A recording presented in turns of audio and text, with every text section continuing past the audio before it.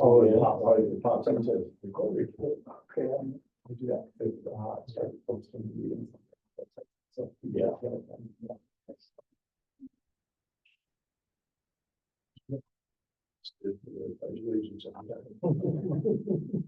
Yeah. Good, I said.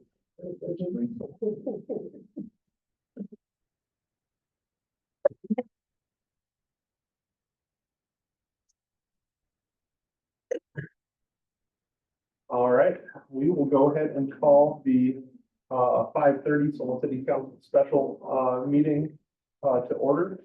I'll start with the roll call. Duncan? Here. Farley? Here. Gabriel? Here. Kramer? Yeah. And Whitehead is absent tonight.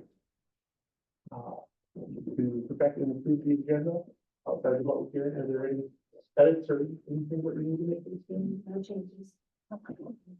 We have a motion to perfect and improve the agenda. I'll move to perfect and approve the agenda, and I'll second. All right, Duncan? Yes. Farley? Yes. Gabriel? Yes. Kramer? Yes. All right.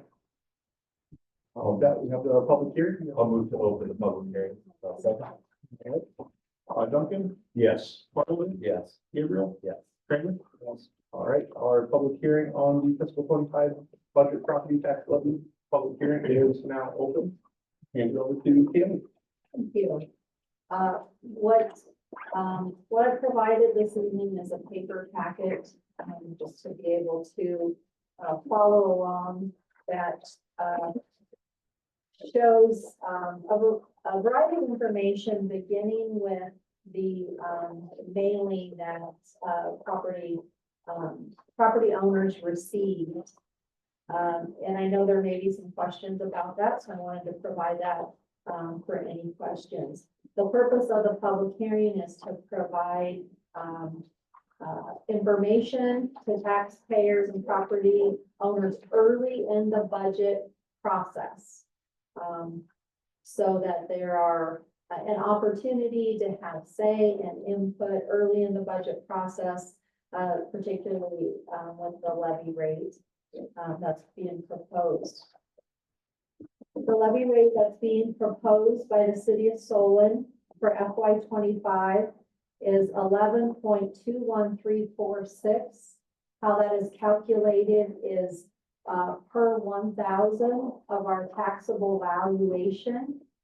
Our taxable valuation is 1 million. I'm sorry. No, not that. Our taxable valuation is 172,707. I'm sorry. 1,716,808 dollars.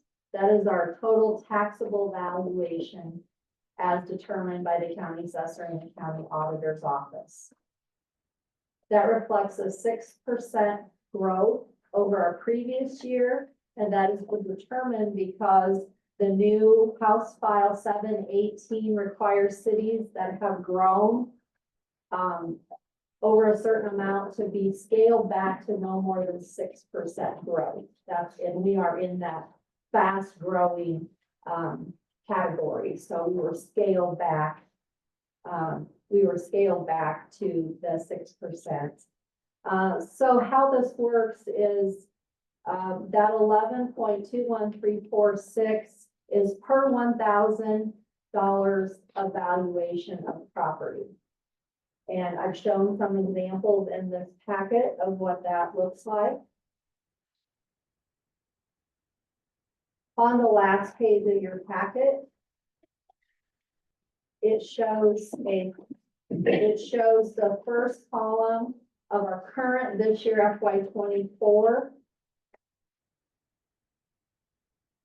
property tax per thousand as $689.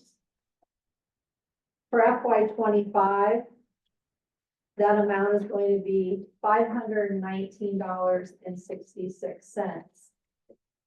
One thing you'll notice is that the FY 24 levy, meaning our current levy, is 10.9953, which is less the next year's proposed levy. However, the property taxes paid are less. The reason for that is because the state determines the rollback. And the rollback is how much from 100% valuation of your property, how much it will be rolled back to the taxable value of your property. And because the rollback is less than the previous year, than the current year, that makes a difference in the overall taxes that are paid. So that gets to be a little confusing.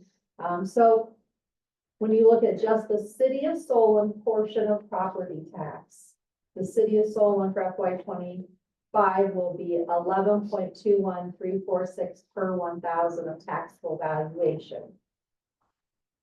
To help frame that up and to kind of understand what that looks like in a bigger picture, I've also included some information that shows the taxable valuation and levy history since 2011. And that page is also included here. This is just for the city of Solon. In this packet, you'll also find the city levies for Johnson County. Now, these are through our current year because I don't have what everyone else is proposing for FY 25.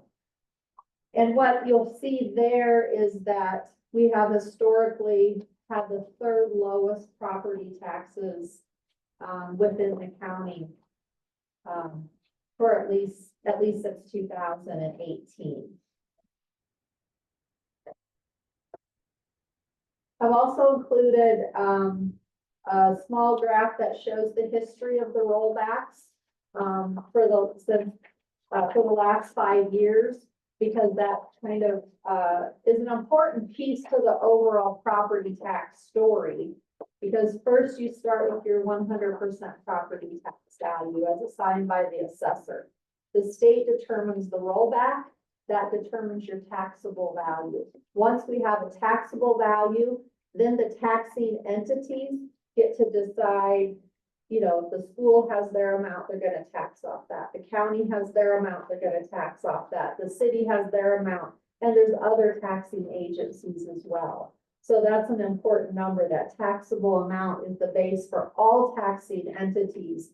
They can only apply their levy that they're requesting to the taxable value, not the 100% value. The 11.21346 levy is comprised of a variety of separate categories within the levy certification. $7.86 is called the general fund levy. Prior to FY 25, cities were able to access $8.10. However, with the new House File 718, that is part of this restructuring, and we have been scaled back from the 8.10 to the 7.86408 as part of this overall ratchet down process that's going to happen up and through 2028 for all cities in Iowa that are experiencing growth. So the intent is to get everybody back to the 810, but that won't happen until 2028. So this is a new levy for us. So the general fund levy is $7.86408 of our taxable valuation. And that comes out to receive for the city of Solon for next year as $1,236,673. What is paid out of the general fund levy is emergency services, including police and fire, a certain amount of our streets, department, parks, library, recreation, financial administration, legal fees, engineering fees, elections, and garbage. There's a lot that goes under that category. A lot comes out of that general fund levy. That $1.2 million gets spread out of a lot of departments. The next one is our property insurance levy. So again, I'm breaking down that total 11.21346. 7.86408 general fund levy. $1.17 is going to go toward our property insurance. It's all the city's property insurance. 64 cents is going to go toward the employee benefits for FICA and HIPERS. Just under 86 cents is going to go toward employee benefits. And 67.5 cents goes toward a capital improvement levy specific to water. Those total up to the 11.21346 levy that the city council is proposing for FY25. FY25 fiscal year will run from July 1st, 2024 to June 30th, 2025. So this budget being proposed will go into effect July 1st of this year. Any questions so far? I'd like to take a little bit of time and talk about the mailer that everybody got in the mail, because there's not a lot of explanation that goes along with this. The intent of the mailer, as shared with me by the Department of Management, is to provide the information within your city or what the taxing entities' plans are for the upcoming budget. So the first section is for Solon schools. And this explains what their current property tax is, what their current levy rate is, what they're proposing for next year, and the rate, and then what time their public hearing is and when it is. Then next down is the county, Johnson County, Spain. It has what their current tax rate is, their proposed tax rate, and when their public hearing is. And then so on. The last one is the city of Solons, which is tonight at 5:30. And these different columns are intended to provide a snapshot glimpse for property owners to see what their current taxes are, what their proposed taxes are. And one of the confusing columns is the effective tax rate column. What that is saying is that if a taxing entity, so let's use Solon for example, if Solon didn't ask for any additional funding for next year over this year, then they're saying that's what the effective tax rate would be. That's the purpose of that column, and that's I don't know that that's really well understood by a lot of people that received this.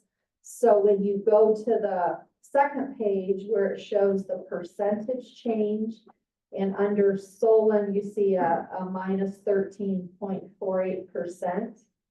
What that means is that if the city of Solon didn't ask for $1 more next year than we're being asked this year, then that would be a minus. That would lower taxes 13.48%. Does that take into consideration that our taxable valuations went up, or is it saying that? It does not. It does not. No, it doesn't take. So what Mayor O'Neill's saying is we have a lot of new construction, and with that new construction is new valuation that we didn't have last year. So no, it doesn't take that into effect.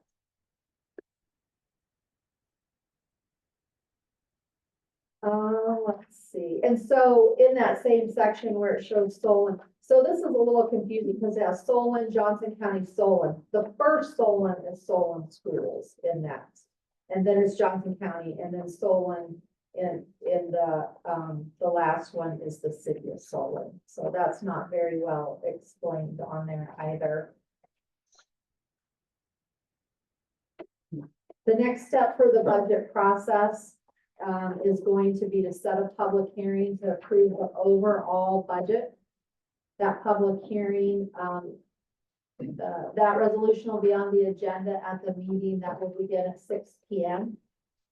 And that public hearing is tentatively scheduled for April 24th. That is not a regular council meeting night for the city of Solon. And therefore, it will be a at 5:30. That is my review. So With the House file that passed the caps, the growth that we can't see, does that apply to county and schools as well, or is it just cities? Not I don't know that they have the valuation that we have to use. No, It's not applied. in they have the same different, manner. they have different levy rates that Right. are different. Each entity has different levy, like the county has a levy rate for properties that are inside cities, and they have a levy rate for properties that are outside cities. So I don't know how those really As apply. I understand it, that applies only to Yes. cities. I was just curious, just looking at some of the tax rates where it's like with the schools, it remains the same, but I didn't know if they have the same impact. I'm not sure what schools do that. Cause they remember they're funded by per pupil. It's based on pupils and they can't tax, their tax rate goes up and down based on, because they can't tax over a certain amount per pupil. Right, okay.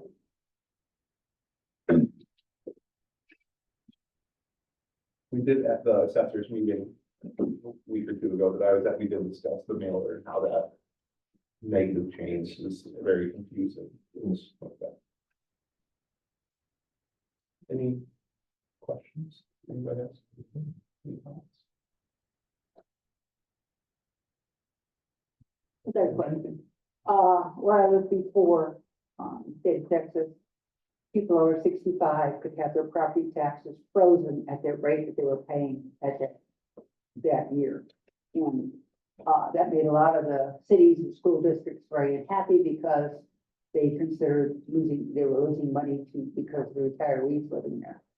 The way they overcame that was, they started adding fees onto various things like, my taxes were broken down for the school and county and city. But then the school added on these extra fees for library or sports or what have you. That was not part of the tax. Would that happen here? The state law is very stringent on what fees can be applied. I don't believe we can do that. Property taxes are there are certain fees, special assessments, connection fees that have to do with things, but unless it's spelled out in the code, we can't really. The taxes have to come from the legislature. So my guess is in Texas, the legislature allowed that. And the local governments have to decide what was on there, but we don't have the right to add fees like that on. Yeah, okay, because that was hitting a bunch of us retirees kind of, what is this? Our taxes are frozen, but yet it's up to this amount already, hey. Arizona does the same thing. Let's follow that one that's out there.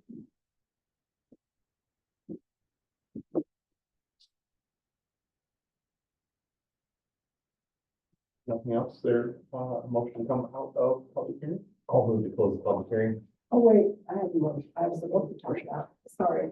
I thought you were gonna continue on. I do not live in Solon. I live up by Shreveville. I'm east of Shreveville on 120th Street. And, so the thing is, living in northern Johnson County, and I do live rural. But Swisher, Shreveville, Solon, I've been up where I live since 1986. And I always have kind of thought of us as the three towns in northern Johnson County. I think that it would be nice if the three towns in northern Johnson County would communicate with each other and have maybe a more issue on the process, what goes on in the county. So it's come up to me that for a while, they had recycling at where the old North Dodge Hy-Vee was. And they moved that now down by the airport. So for us people in northern Johnson County, especially like Swisher and Shreveville, it's hard for us because of I-380 to get down to do recycling and things like that. And also the recycling center now is down by the Iowa City Airport, which is a long ways away for us people in northern Johnson County, especially a lot of the elderly people like to do recycling. And I did not know how to go about this to get this done, to make sure that the supervisors like take a look at it. So I have made up a petition. I'm going to go here and then I'm also going to go talk to the Shreveville City Council and also to the Swisher City Council. And I have a proposal, and what it is it says, petition for recycling center for northern Johnson County. Currently, there is no recycling center in northern Johnson County. And if they would like the supervisors to provide one, that they would sign this. And it would be a recycling center pretty much just like what they have now. They may not have as many. I mean, maybe they'll just have metal, glass, paper, cardboard, plastic. But I think that they should provide us with some sort of a recycling center. Because eventually, whether you all are aware, and I'm sure you are, they're going to make I-380 into 6 lanes. When they do that, they're going to have to raise that bridge up. The I-380 bridge is going to have to be raised up, and that whole area is going to have to be rebuilt. And then it will be even more difficult for people to get down to the county dump and to the recycling areas. So I know that one day I was recycling down there, and I ran into some people, rural people from Swisher. And they were like, I said, this is really a terrible situation that we have to come all the way down here to do our recycling. And they were like, and they were older people, but I think their son had brought them. They were rural. And they said, yes, we agree. We think this is a bad situation. And I mentioned it to one of the supervisors, but whether they paid much attention or not, I do not know. But I have decided that probably the best way to do it is to go about with a petition. If you can leave contact information with us on that, we can definitely be in touch with that. Otherwise, we will look to close the public hearing on our budget for that, and then we can connect outside of the public hearing as far as. Because I was going to be putting these places in the towns. So just to let you know that. And I thought I'd better make the city council aware before I really decided I was going to undertake something like this. If you can leave contact information with me, we will definitely be in touch on locations and everything Sure. like that. All right. Anything else budget wise? You're welcome. All right, I'll move to close the public hearing. all right. Duncan? Yes. Hart? Gabriel? Yes. Kramer? Yes. All right, that takes us out of the public hearing. That being the only agenda item, do we have a motion to adjourn the special meeting? Move to adjourn. Second. All in favor, say aye. Aye. Any opposed? All right, that ends the special meeting. At 6 o'clock, we will start our regular council meeting.